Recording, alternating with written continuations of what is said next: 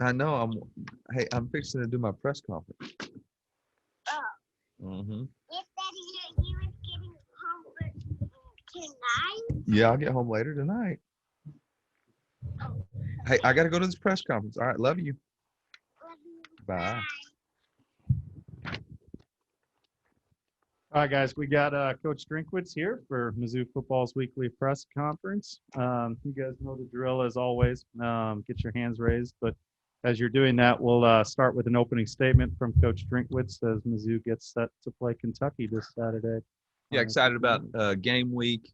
An opportunity to play. Appreciate the SEC rearranging the schedule in order to make it possible for us to play. Wish everybody at Vanderbilt and Florida a speedy recovery from all the things they're going through with COVID. Got a very talented Kentucky team coming off a big win at Tennessee.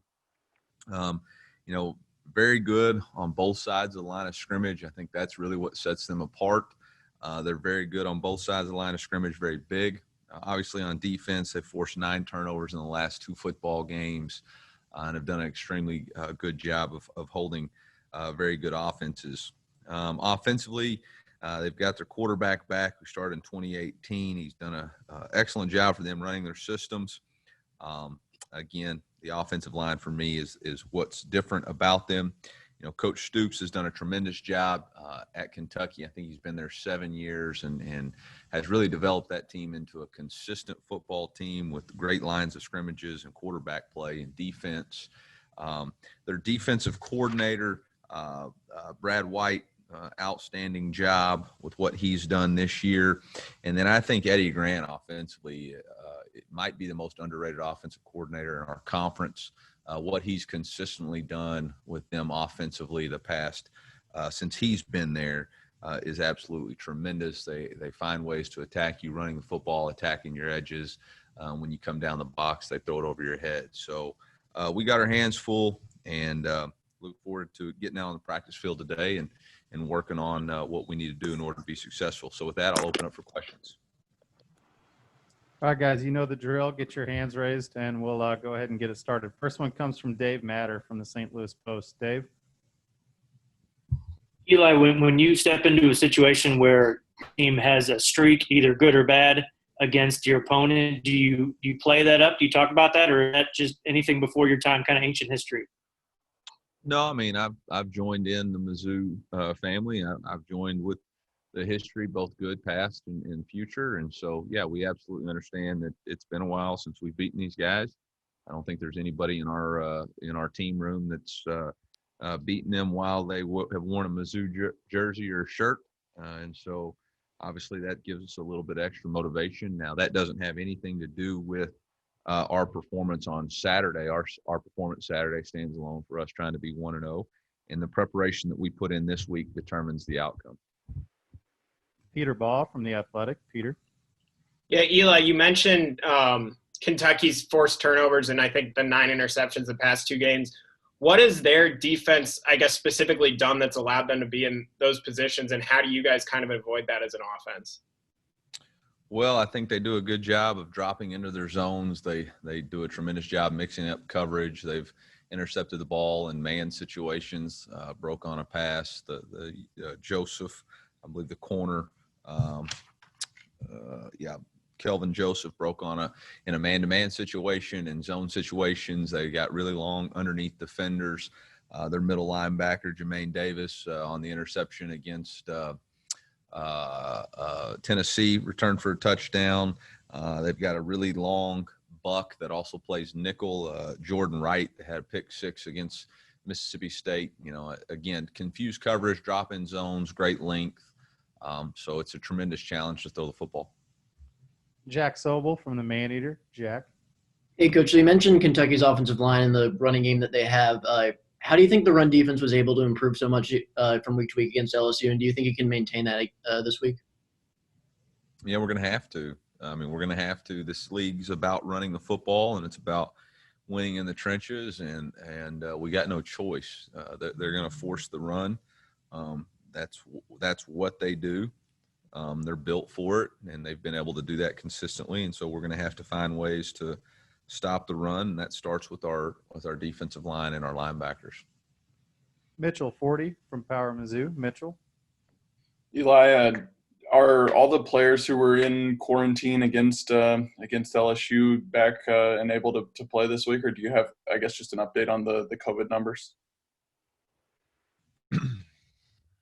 I mean, knock on wood, we got a test out today that we took this morning, so things can change. As of right now, we do not have anyone in quarantine because of COVID. We are missing a couple of players due to sickness, but it is not COVID related, and we have not had a positive. I'm not even going to jinx it. So yeah, we're good right now. But we got tests today, so we'll see. Suichi Tirado from the KC Star. Suichi. Hey, Eli, I was just wondering, with all those changes from not just the past few weeks, but the past few months, how much do you kind of realize that your players kind of take your attitude and kind of just adjusting on the fly and everything? I don't know if they take my attitude. I just think that's what you have to do. I mean, I game planned for 3 different teams last week. It's just a product of the situation we're in. Again, very appreciative to Commissioner Sankey and Mark Womack and all the people at the SEC for making adjustments and finding a way for us to be able to play this week. But yeah, everybody's you got to control what you can control and maintain focus on what you can do right now in this moment. And for us, that's Toughness Tuesday. We need to focus on having the best Tuesday practice that we can, and then we'll go from there. Gabe DeArmond from Power Mizzou. Gabe. Yeah, a couple of weeks ago, you mentioned one of the things you need to do better defensively is to take the ball away. I'm just curious how much you think getting takeaways is controllable and coachable, and how much is sometimes just circumstance and, being in the right place and the offense contributing to it. Yeah, it's both. I mean, it's a byproduct of both. It's, sometimes the ball bounces your way. Sometimes you're in the right spot at the right time. And sometimes you get what you emphasize. And so we got to continue to emphasize turnovers. We got to continue to emphasize ball strikes and trying to get the ball out. And when the ball's up in the air, we got to make a play on it. Eric Blum from the Columbia Daily Tribune. Eric, go ahead. Eli, you mentioned right before the break that you were going to take the last week to improve in some ways, even though you didn't have an opponent. Now that you're kind of on the other side of it, how did the last week or so go, and what did you guys work on when you didn't have an opponent on Saturday? It's all about the ball. I mean, for our football team, it is all about the football. Offensively, we got to protect it, take care of it. Cannot fumble it, cannot turn it over. Punt return, special teams cannot turn over the football, and defensively, we got to get it. And that was really our point of emphasis. Besides, each coach targeted one thing for every player on our roster that they needed to improve on, and we gave that to them, and we specifically worked those things in individual and in team to try to improve on it. So, we attacked it with, specificity, maybe being very specific on it. But, for us as a football team, it's all about the ball, and we have to get it and we have to protect it. And the next 7 games, that's got to show up on tape. Kyle Pinnell from the Maneater. Kyle. Hi, Coach. You guys dropped your first 2 games, but are coming off of a high-scoring win against LSU. What have you been seeing when it comes to your team's growth week over week? And heading into this next portion of your schedule, what are some of those next steps you want to see play out on the field and as you continue on? Well, I think you just got to continue to improve each week, with whatever you put on tape. Week 1, offensively, we didn't sustain drives. We didn't execute critical situations. And really that showed up again on tape in Tennessee game. We were able to take that off the tape in the LSU game. So we want to continue to see that growth and continue to protect the football. Defensively, we were able to stop the run. We gave up too many explosive plays in the LSU game. And so we need to continue to stop the run and take the explosive plays off tape. And then, like I said earlier, we got to get the ball. It's a consistently doing what you expect. Each game's got its own life. Each game's its own game. So we'll see what this opponent brings and how this opponent fits into our way that we're trying to attack it. Colin O'Brien. Colin. Hey, Coach, I know the last time we talked to you, you said it was maybe going to be closer to November before before you got some of those interior defensive linemen back. Just any updates on Kobe or Darius and maybe Jarvis as well? I was taking a question from Nacho Libre. Darius is still out. Hopefully get him back after the bye week. Jarvis should be full speed. I think he's practiced and has looked good in practice. Don't see any more reservation with him. I think you asked about Kobe. Is that right? Earliest would be after the bye week before we get another update. Dave Matter from the St. Louis Post. Dave. Eli, when you talk about kind of microwaving the learning process for Connor, which I think you've described it before, just how is he at handling that part of the process? Is that something he's kind of uniquely, suited for?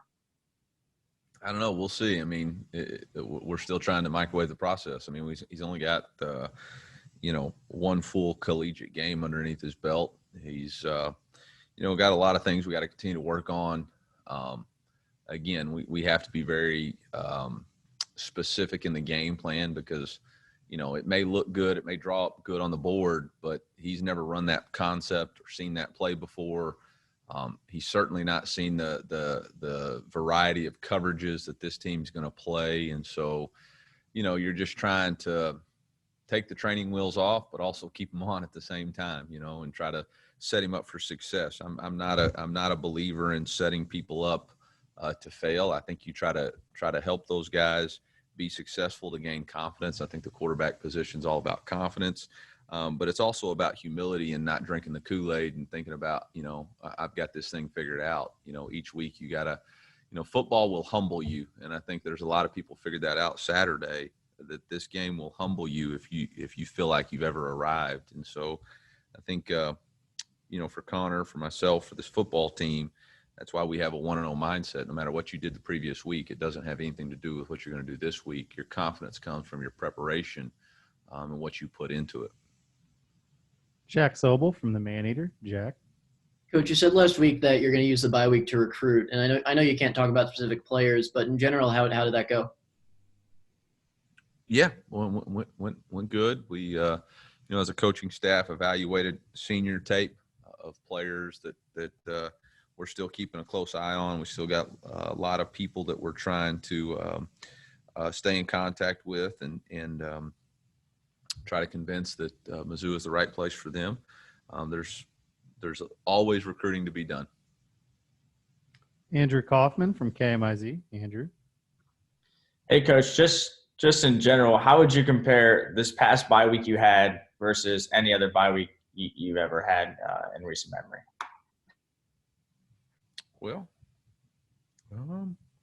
I've never had an unscheduled bye week before where you thought, on Monday you were playing a game and had, basically 3/4 of your game plan done and get the plug pulled on that and then have another game get pulled and then switched. So, yeah, I've never had anyone like that before. Yep. Gabe DeArmond from Power Mizzou. Gabe. Just out of the necessity of how many guys you had to play more snaps than they ever had before against LSU, how much did you learn about maybe some guys you hadn't seen before? And do you feel more comfortable about your depth going into this game than you might have a couple weeks ago? Yeah, I think specifically in the wide receiver room, I think you feel a lot more confidence in your receiver depth. And I challenged our staff and our team last week that everybody's got to develop. With 7 games left, we've already experienced a good number of injuries and opportunities for other people on this team to make contributions. And in 2020, I think you're going to see all kinds of contributions from all kinds of players, and we all have to continue to embrace our role and develop. Everybody's got an opportunity, and if your number's called, it's on you to be prepared for that opportunity. Mitchell Forty from Power Mizzou. Mitch. Yeah, Eli, you referenced this a little bit earlier, but you had tweeted "Don't drink the KoolAid" in response to some of Connor Bazelak's accolades after the LSU game. Is that a challenge at all, with him, or given his personality, does he stay pretty grounded? I think it's a challenge for everybody. I think that's an absolute challenge for everybody. To accept pats on the back and cut corners and stop the process. I think it was something that a good friend of mine, George McDonald, kind of instituted for us when we were at NC State. Just don't drink the KoolAid. The same people who pat you on the back are going to be the same people that tell you you're the worst quarterback or the worst coach or whatever on Twitter or social media or whatever it is. And like I said earlier, football is a game that will humble you. Once you think you figured it out, you go out there and lay an egg. And whether it's Saturday or Sunday in the NFL ranks, you can see all kinds of people that have experienced those things. I've personally experienced those things. And so you have to just stay humble. You got to go to work every day. You know what your process is in order to have prep, what your preparation is in order to be prepared to do your absolute best. But if you got caught up, patting yourself on the back or thinking about what you did last week, there's always somebody who's hungry out there who's trying to take your position and trying to show you up. So I don't necessarily think it's something that resonates specifically with him, and that necessarily wasn't directed strictly to him. There's a lot of people that are getting pats on the back right now, and we need to realize we're only as good as our next performance. Soichi Terada from the Star, go ahead. Eli, I was just wondering, PFF, they grade some of your offensive linemen very well, including Larry Borum. I was just wondering if that translates to film. And then second part, I guess, is I know you mentioned Zeke had to go to the hospital, stay at the hospital the night before the LSU game with illness. Is that kind of what some of the guys are battling right now? Do you know? No, Zeke's deal was totally separate, but tremendously proud of him for the way he played, the way he stepped in, the way he did play in that game. There are times we played well at the offensive line. There's times where we have not played as well as we need to. We've got to finish and sustain blocks. For me, I don't know what measurement PFF measures with, but my measurement is, does your guy, the guy that you're assigned to block, does he make the tackle? And if he makes the tackle, then you haven't done your job. And whether that's on the perimeter, whether that's in the offensive line at the tight end position, or whether it's the quarterback carrying out the fake, there's a lot of areas of improvement that we need to have offensively in order to continue to be the type of offense that we want to be. Peter Baugh from The Athletic. Peter. Yeah, Eli, I guess how have some of the freshmen who maybe haven't gotten into games as much yet, like Elijah Young and J.J. Hester, how have they been looking in practice? Yeah, they're doing what they need to do. They're continuing to grow. I think both of those guys are going to have an opportunity to play at some point this year. There happens to be some depth in front of them. Elijah happens to have two really talented running backs in front of him, and also a very talented third down back for us with Dawson. It just does everything consistent. JJ's, got some guys in front of him that have played, but they both have really bright futures here. And I've challenged our coaching staff to find ways to get them involved, whether that's in special teams or within certain packages or plays within the game plan. And so I think you'll continue to see those roles increase. But, like I've said, I think everybody at some point in this unique season is going to have a role and contribute. So we all have to be ready for when our opportunity presents itself. Bill Pollock from Missouri Net. Bill. Hey, Eli, when you talk about trying to create turnovers, is there a concern that you kind of compromise perhaps tackling techniques and where you're kind of focused on maybe causing strips? Or how do you address that stuff just during a week of practice? That might be a dumb question, but. No, it's not. It's absolutely not. No. We have turnover circuits that we practice, which are specific ways in which we attack the ball carrier and try to get the ball out. The first man in always makes the tackle. The second man in always goes for the football. And I think that for us is where we have to continue to rally to get people to the ball. We got to get more people surrounding the football, and the second person in has got to get the ball out.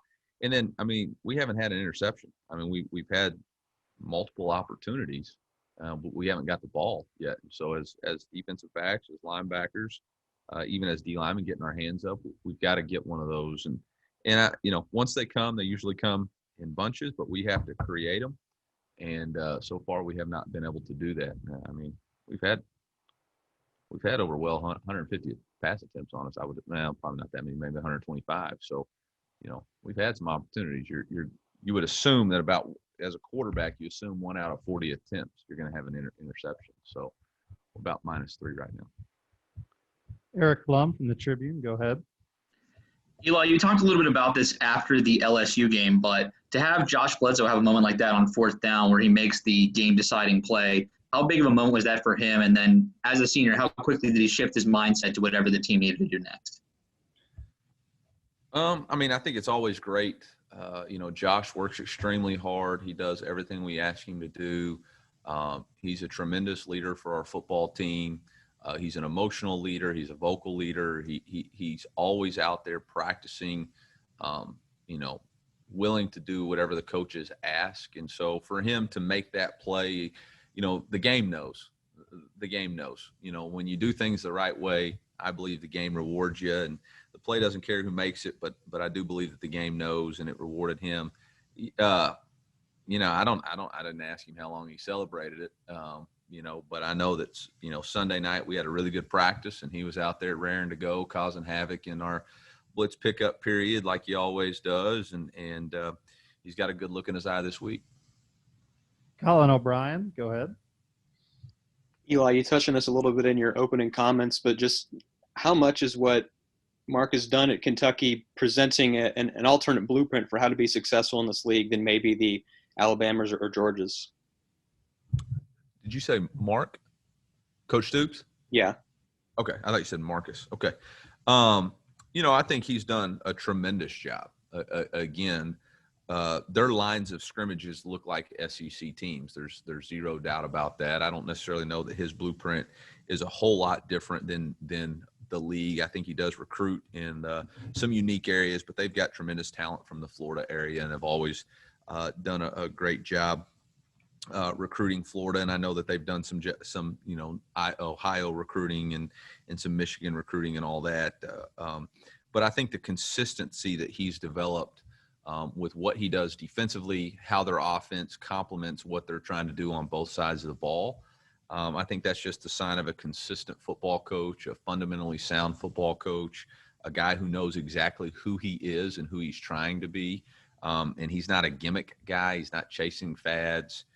He's just a good old-fashioned football coach who knows exactly what fundamentally sound football teams got, teams that are ready to play. I got a tremendous amount of respect for him. All right, last hand I see raised here is Jack Sobel. Jack, go ahead. Coach, Tyler Beatty had that touchdown on that Angler Texas route, and we know how successful that wheel route has been. What does it mean to your offense to have that kind of weapon in the passing game out of the backfield? Well, it's not going to be as effective now if everybody knows what we call it, but no, I'm just kidding. Tyler's a guy that he can do a lot of different things. I think he was consistent running the football. His first touchdown was an explosive run of 29 yards. He made 2 people miss on the tackle. He certainly presents himself as a capable wide receiver who can do multiple things. But he's also a physical blocker, picking up protections. And so, it's really good to have that versatility, a guy, kind of a 1-2 punch. And so, we're glad he's on our football team. He obviously makes our offense a lot more dynamic with his ability to be versatile and get us into some 5-man pass concepts when he's in the game. Larry does a good job too, but Tyler's just able to do multiple things. And so, yep. Anything else for Coach before we let him go? All right, thanks, guys. Thank you.